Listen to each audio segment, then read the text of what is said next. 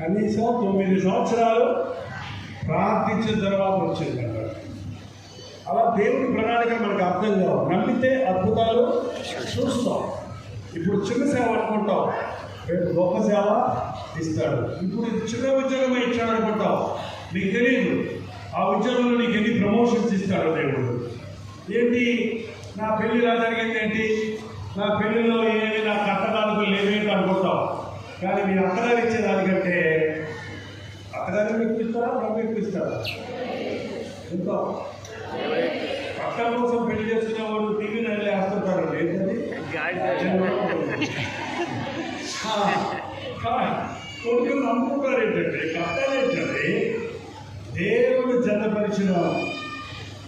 జతపరిచిన వారితో ఆస్తులకు ముడిపెట్టవుతారు, అందసందాలకు ముడిపెట్టవద్దు.